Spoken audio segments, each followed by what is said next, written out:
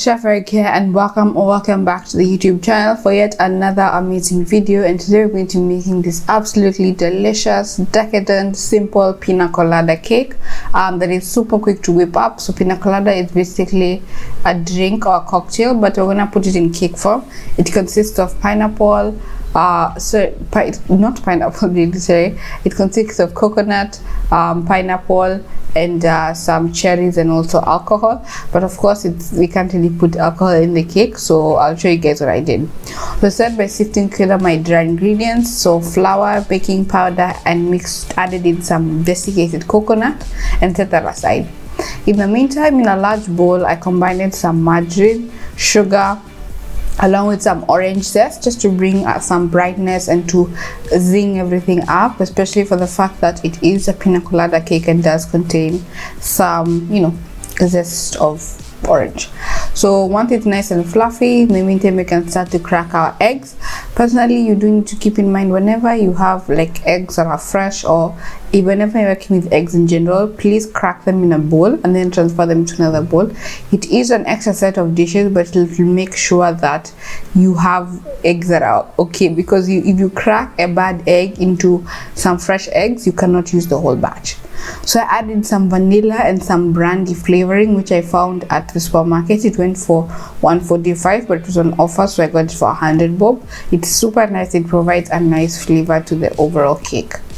Add your eggs in one at a time when your margarine and sugar have become super light and fluffy and are almost white, and scrape down the bowl as you go to get those bits of egg that might be stuck at the bottom, and also some bits of margarine and sugar. Once that's fully combined, just want to now turn off the mixer completely, because now we're going to do everything by hand. So now we're gonna add in some all-purpose flour. So your dry ingredients, basically you just want to start by adding half of that, and you just want to go in with some pineapple juice.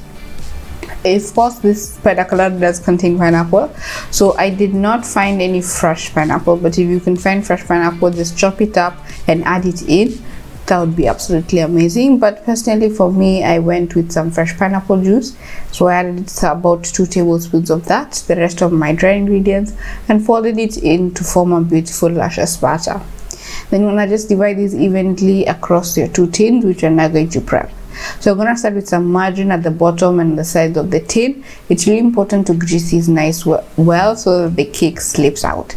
Add in a parchment circle at the bottom, especially if you're using pineapples or anything of fruity that would stick. Divide your batter evenly. It will probably be around 460 or 70 grams in each cake tin. Here I went with 2 6x4 inch cake tins, but you could do 2 8-inch cakes. Entirely up to you, or you could even do 7. 9 is a bit of a stretch because it will be super thin and won't look as tall and glorious. Once your cakes are nice and baked up, I'm gonna let them cool in their pans for 10 minutes.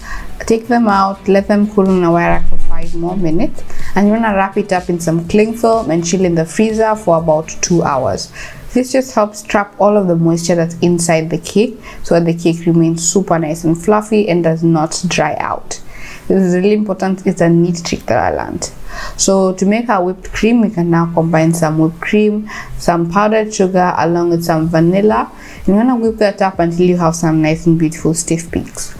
Lately, I have been having problems with my whipped cream because it's not been whipping up to the level that I would like it to whip up. It just stops at this softish, creamy stage, which is nice and does look nice on cakes, but I would like it to be a little bit stiffer, especially because I like to work with stiffer cream when I'm icing cakes. So it was a bit of a bug, but really I couldn't do anything about it. But I did find a solution, which I'll show you guys in another video. Once that's done, you want to take your cakes out and you want to split them down the middle into 2 layers for each cake. So the first one I cut a bit too high up, so it's like a really thin layer and a really thick layer, but it's fine. Really we'll just layer this up and it'll be okay. So but for the second one, what I did though is I lined it directly in the middle, so I had some beautiful layers going on. And I just want to gently set that aside and place it onto a large sheet of cling film, and you can now start to decorate this cake.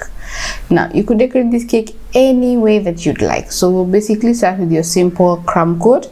So you want to start by adding your first layer of cake, drizzling on a little bit of pineapple juice, because I do like to add some simple syrup to my cakes, but for that extra added flavor I did do pineapple juice because it contains water, sugar and flavoring. I just didn't have to do anything to it, and I just wanted to soak all the cakes in it, and it also provides a nice flavor.